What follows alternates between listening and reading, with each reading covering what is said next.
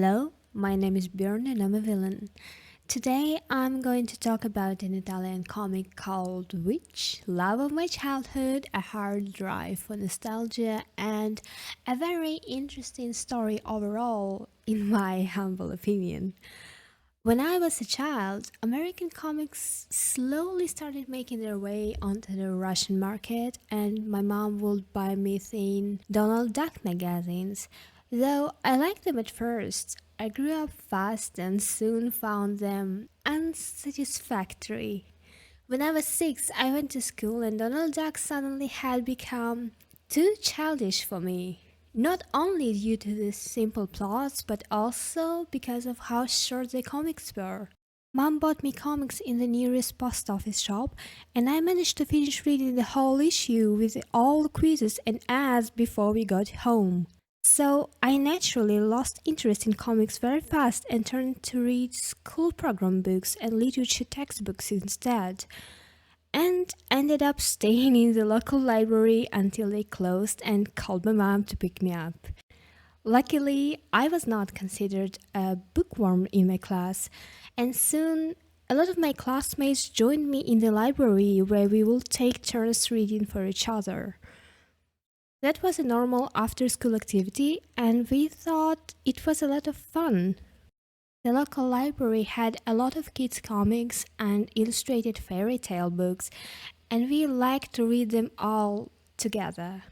Sometimes we were too loud, but the librarian never kicked us out.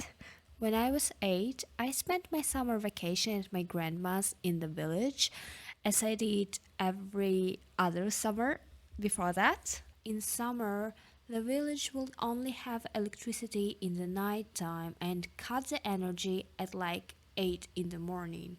Basically, we would only have the energy from 11 p.m. to 8ish a.m. the next day.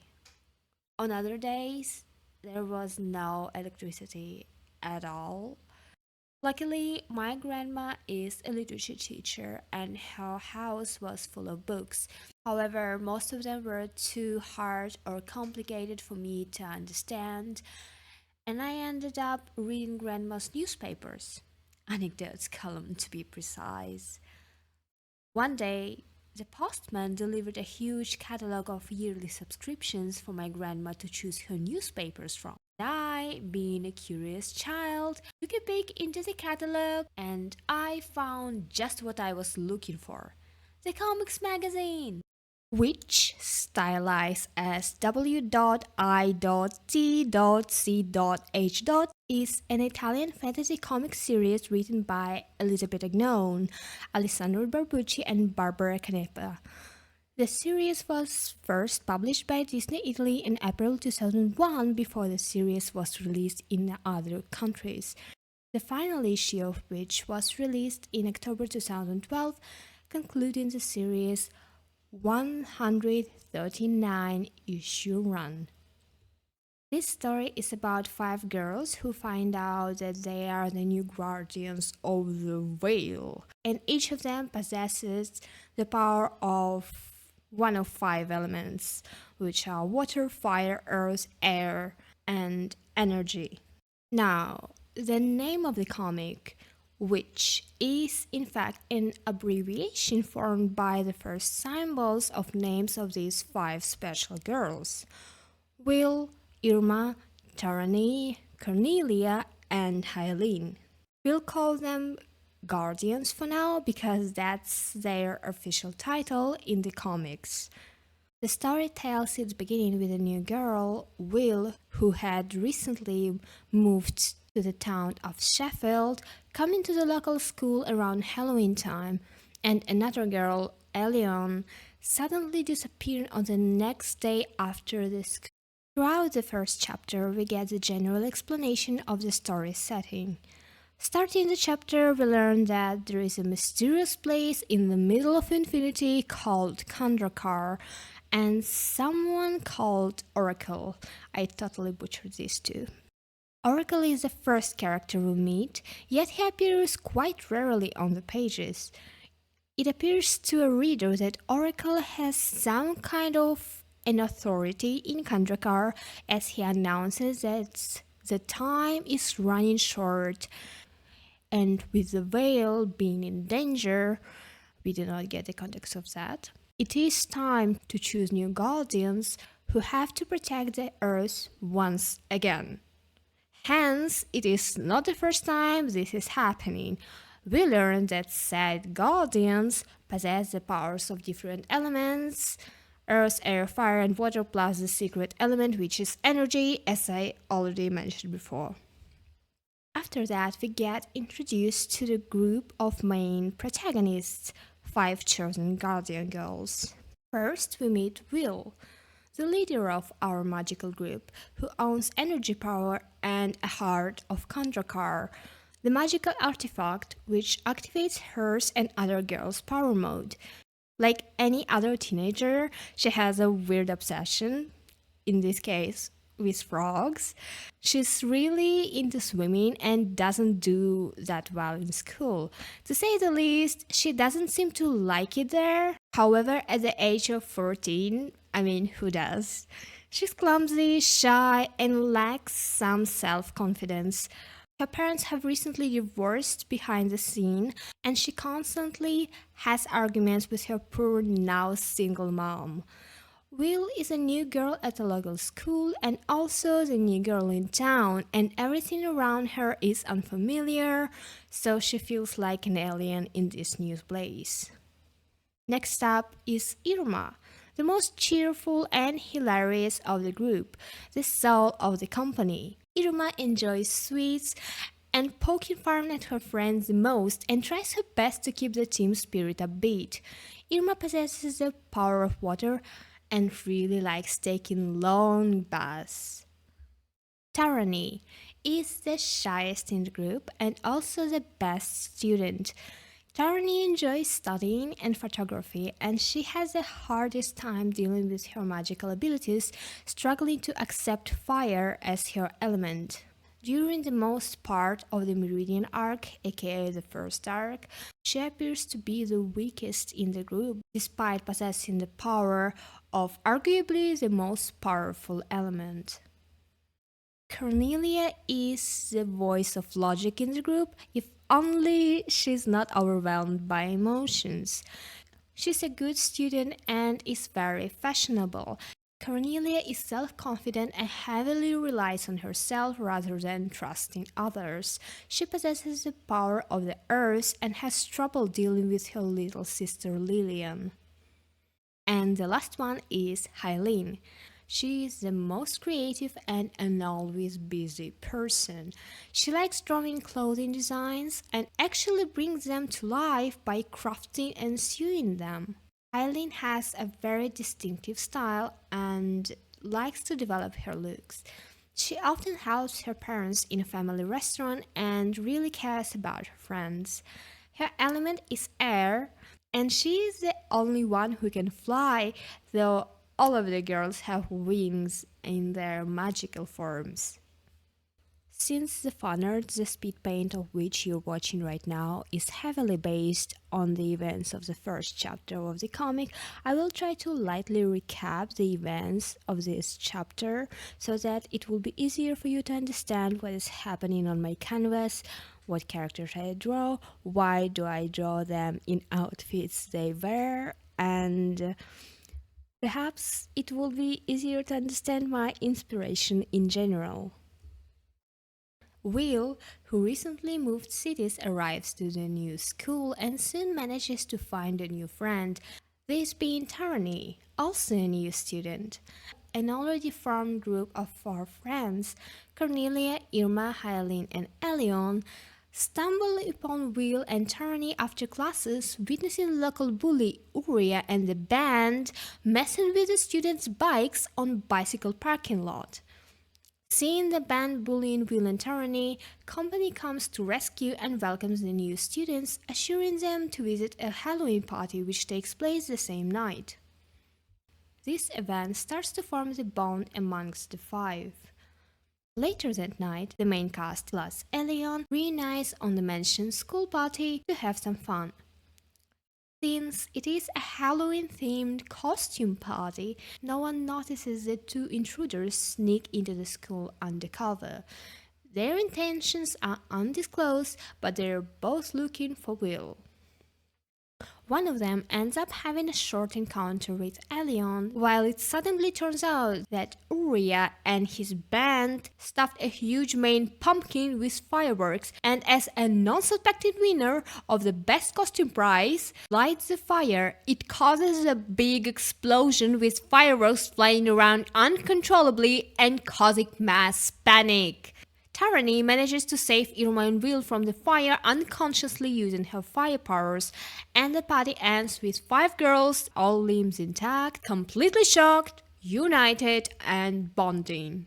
The very next day, our five girls visit Hyleen's, where her grandmother reveals to them that mysterious events happening to them lately are not random, and five of them have magical powers, each of a single element. Some of them are happy, while others struggle to cope with this information. Later, while leaving Hyleen's place, the company meets Elyon, who was on a date with a mysterious guy from the party, asking her how the date was. Elyon cheerfully replies that it went well and she's been invited on a second date this very evening. She then asks her friends to join and support her so she wouldn't be so nervous meeting this handsome stranger again. And the girls, being supportive of their shy friends, of course agree. They go to the school gym, which is a weird place for a date, I agree, and Elyon never shows up. Instead, the girls end up facing two humanoid monsters who immediately try to attack them. Luckily, using their newfound powers, the girls manage to fight back and the bad guys escape. The story is full of plot twists and serious topics such as dealing with parents' divorce, treason, friendship, police interrogations, living double life, and forgiveness. It's quite dark and graphic sometimes, not much of blood though, but that was the main reason why I liked it in the first place. It was something different. It was not just colorful and bubbly, it touched on the topics I was exposed to for the first time as a child, and so it sparked a lot of interest. My favorite character in the story was Elyon, the girl who went missing after the school fire and turned out to be the princess of another dimension, the one from which the main characters were supposed to protect the Earth. She was living on Earth unaware of her status until the first encounter with people from her planet. After that, she was taken back home and became one of the villains in the story. Little did she know, she had a brother. The brother searched for her for 13 years only to take her magical power for himself. I remember how shocking, but not so shocking, this discovery was for me as a kid, and I still think that's quite a nice turn of events in terms of the plot. The story has some politics involved too as the plot progresses, but not so much because that will be too complicated for a child story. And as we progress through the story, we slowly uncover that the other dimension has a whole civil revolution against the monarch, Elyon's brother, which was the very first comic I read, so it heavily affected my tastes in comics and graphic novels, as well as my general preferences in visual arts. These huge, almost anime-like eyes, cartoonish figures, and character design shaped the seed of my own art style at the time, and many years later, I recognized those details of which art style in my own drawings. Now, you may say that a lot of art styles give female characters those tiny waists, skinny hourglass body shapes, but I believe that it was Switch where I learned to draw those forms. From what I can recall, comics always had an amazing, neat, and clean line art, and I always wondered how they draw those frames so accurate. I didn't know at the time you could draw using a graphic tablet or just scan because I simply didn't know what the scanner is. I knew what it was like a year later after I started reading the comic when I came to my mom's job and accidentally made it to computer class because I was sincerely admiring computers. And the teacher would let me in during the lessons so I could freely draw in paint by mouse. So, when I learned how to draw digitally, my first arts were made in CorelDRAW or Paint by mouse. But of course, most of my arts were on paper because our home computer was usually occupied by my father.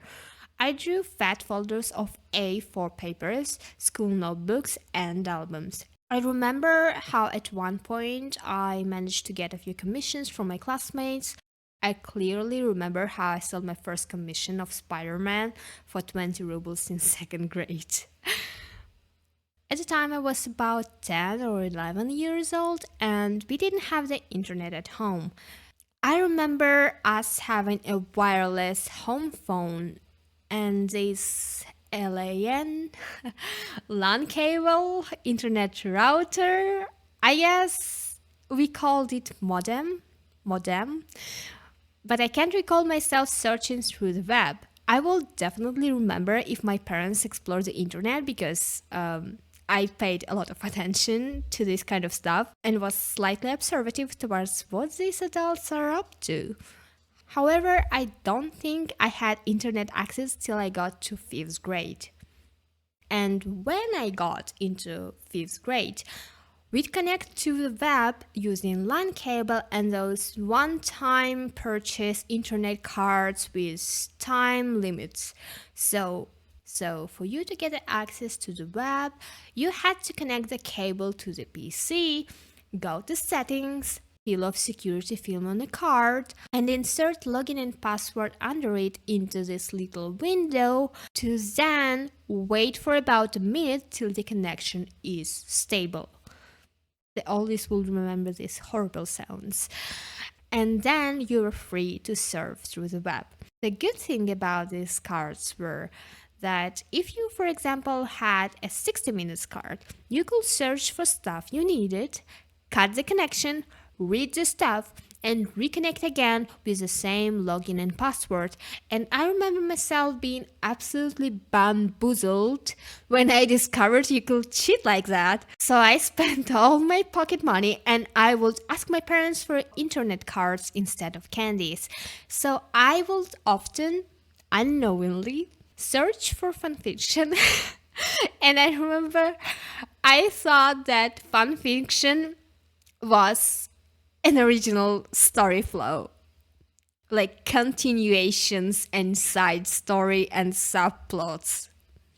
It took me like a couple of weeks or a whole month before I started suspecting that something's not quite right with storytelling style. Because, of course, all of this fanfiction was written by different people. So when I got to the internet, I would often look up Elyon and Cedric fanarts because I myself wasn't skilled enough to draw them together, and I would often read fanfics about them. It was, and it is, my favorite pairing. Elyon Cedric ship was kinda my headcanon. To be honest, I don't really know what I'm feeling about this ship now because now that I'm an adult, I can see how problematic and predatory it is. And the age gap is quite big. And at the same time, I still think they're a perfect match. If not romantically, but like friends and a perfect team, kind of like curator or teacher student relationship wise. In my eyes now, they're more like Jesse and James from Pokemon, but unlike those two, this evil couple nail it almost every time, and they do it with style. So I was obsessed with which comics like only a kid can be obsessed with something. I was longing to receive a new issue of a magazine and was running back home to check my post box every day. And I remember one month the postman mistook the address and I didn't receive this one issue and almost threw a tantrum because I knew that Elyon would show up in this particular issue. Unfortunately, nothing could be done, and I was left without this issue, and I was so salty about it. But I didn't know where else to get it because I was a kid living in a small village with one post office department where everyone got their papers from. There was nothing I could do, but otherwise, I passionately collected every issue and shared it with my friends, which resulted in half of the class subscribing to the Witch magazine and becoming the fans. It definitely helped me to build friendships with my classmates, and we would often play pretend or roleplay. I do not know how to express this in English correctly. So we would act as we were the actual guardians from the comics and we will draw them a lot. The hype was so high that children from other classes too got involved, and even boys from my class started taking interest in the series. It was very surprising and exciting because it was very hard for me to communicate with most boys in my class without getting into a fight. But now I could engage in whole conversations about the comic and later TV series and no one trying to hit one another. This was like a wonder. That was such a sweet feeling. And I was so shocked to see that not all the boys are the troublemakers, or at least that being a troublemaker was not their whole personality, but only a side trait. That definitely helped me to solve more conflicts using words instead of fists. Which was a whole lot of experience, and I genuinely like this comic to this day. Couldn't care less about the TV series, though it was like the biggest disappointment at the time. Though I was excited when the news about TV series were announced in one of the magazines, and I was hyping up its release and checking TV channels timetable in my dad's newspapers. The TV series just did not meet my expectations like at all. I was expecting a more anime style, more comic style oriented, more dynamic and artsy episodes that will closely follow the comic storyline. And that was not the case whatsoever. So I lost the interest by the end of the first season and watched it mainly to just watch. Just to be able to support conversation with my classmates. Yeah, that was the whole reason behind it. Okay, I think it's time to wrap it up. This script is like 9 pages long, and I'm having a sore throat for talking so much. Thanks to everyone who stayed to watch till the end. I'm glad you did. This video is very personal for me, and I appreciate that you took an interest in it. I would also like to express special thank you to my one and only, the longest ever supporter, Jojo, who inspired me to make this video. Thank you for your undying support. I do appreciate your kind words, and if it wasn't for you, I don't think I would have returned to YouTube ever. So, yeah, that will be it for today. Thanks for watching. Bye.